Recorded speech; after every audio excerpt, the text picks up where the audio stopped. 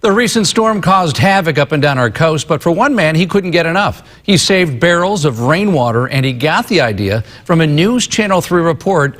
Senior reporter John Palmentary joins us live with that story. And John, what do you know? It was your report.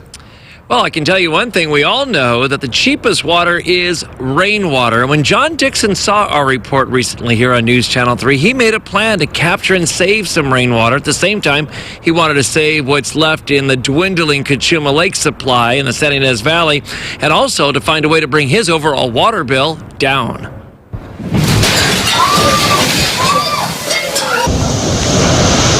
While the coastline was getting drenched from a storm a week ago, one Goleta resident welcomed the downpour. Using a simple system of 6 trash barrels and hose kits, John Dickson collected over 190 gallons of water.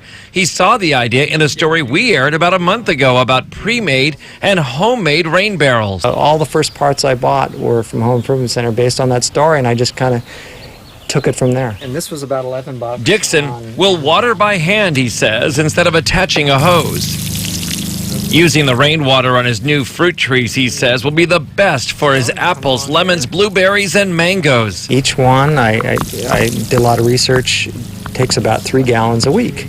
And I have 10 fruit trees, so that's 1 barrel a week. So I decided I'm going to set up a system. Currently I have 6.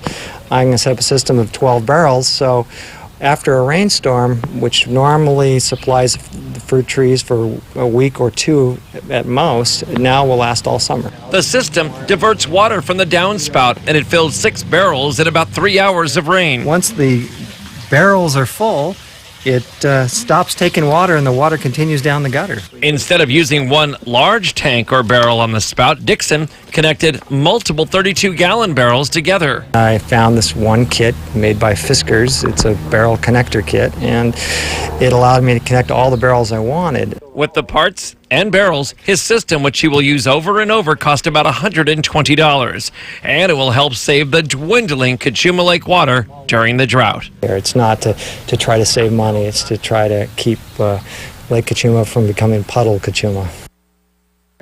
And Dickson says he'll be covering all of his barrels to make sure we don't get any algae as the summer goes on. But when he has those 12 barrels out there, and if it does rain again, if a storm does come in off the horizon sometime down the road and he fills them all up, he will have nearly 400 gallons of good fresh rainwater ready to go for his summer garden.